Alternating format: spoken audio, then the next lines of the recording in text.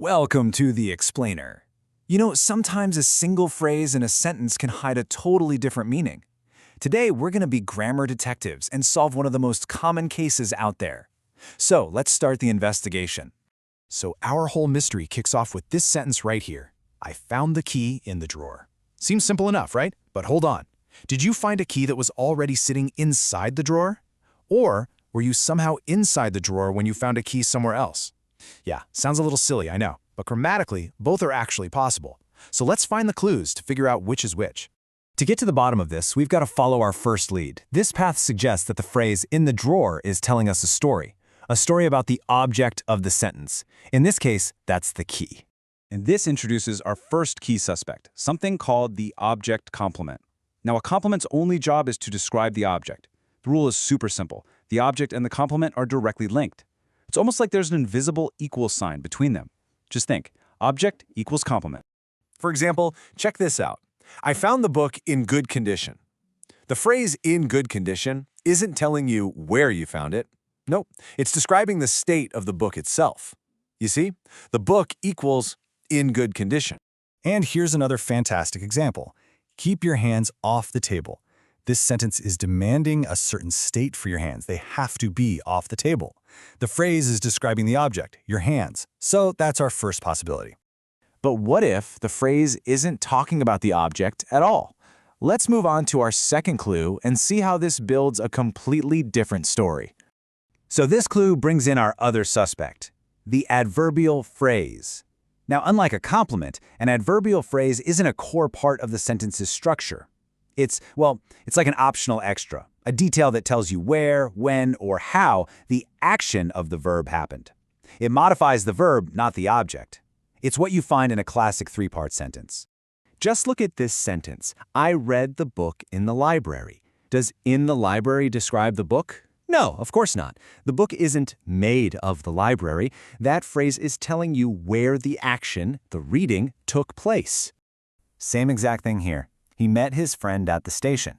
The phrase at the station isn't describing his friend's state. It's telling us the location of the meeting. It's all about the action. Okay, so let's recap. We have two suspects, the object complement, which describes the object, and the adverbial phrase, which describes the action.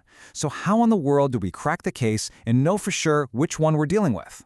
I know, it can feel like a bit of a guessing game, right? But you know what? Detectives don't guess. We need a reliable method, a secret key that unlocks the truth every single time. And luckily for us, there is one. The secret key is a really simple but incredibly powerful technique called the be verb test. All you have to do is take the object and the phrase and then try to connect them with a be verb, like is, are, was, or were. So, here's how this test actually works. If you've got an object complement, putting a be verb between the object and the phrase creates a new sentence that makes perfect sense. But, and this is the cool part, if it's an adverbial phrase, doing the same thing will sound awkward or just weird. It really is that simple.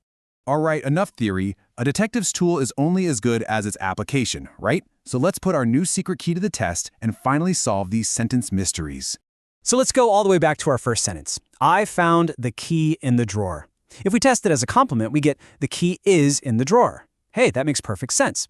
Now, if we try to treat it as an adverbial modifying found, that would imply that I was in the drawer, which is probably not what's happening. So while both are technically possible, context usually tells us it's a complement just describing where the key is. Okay, let's run the test on our other examples. Keep your hands off the table. Does your hands are off the table make sense? Absolutely, it's a complement. Now for the other one. I read the book in the library.